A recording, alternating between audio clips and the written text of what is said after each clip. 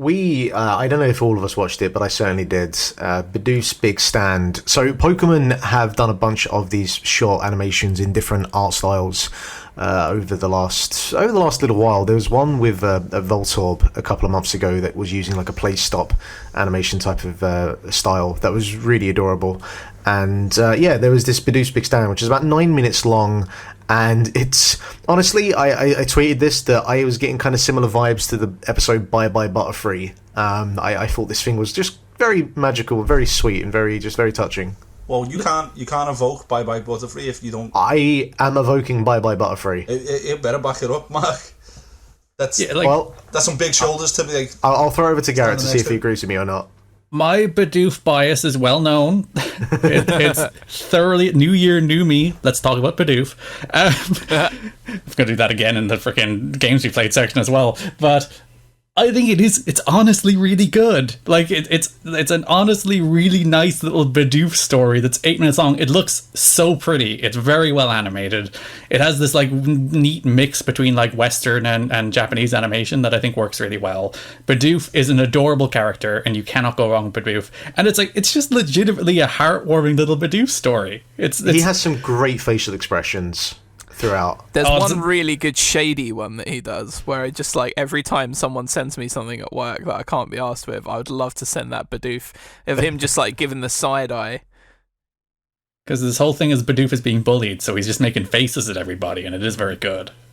Do you know what it kind of reminded me of? And maybe this is a pretty bold claim to make, but it reminds me of like a Disney short before, or a Pixar short. I mean, it's exactly like the what Pixar they're going film. for, right?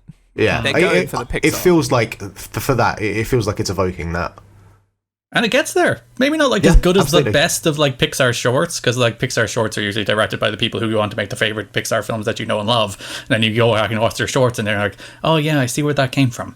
So maybe one day we'll have an amazing, because like all of the Pokemon films are like rubbish. They're terrible. Yes, like nearly universally, they're all just absolutely awful.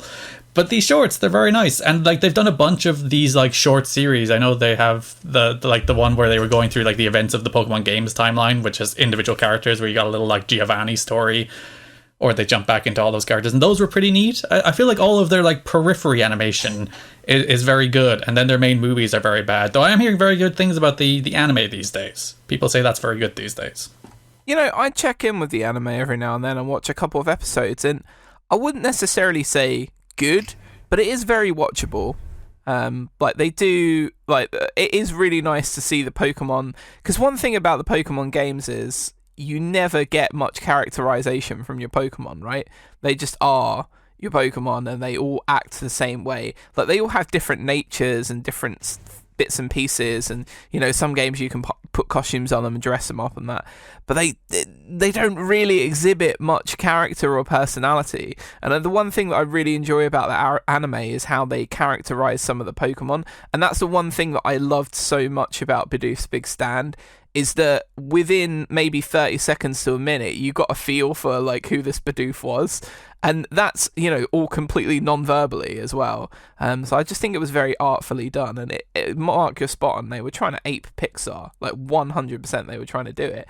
And they got damn near all the way there. And I think if they release this in front of the next Pokemon movie in its cinematic release, they can probably enter it for Best Animated Short in the Oscars as well.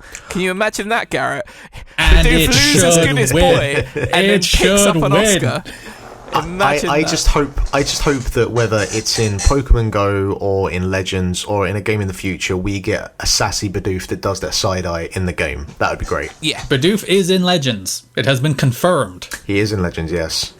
But will he be a side eye Bidoof? That's the crucial question. What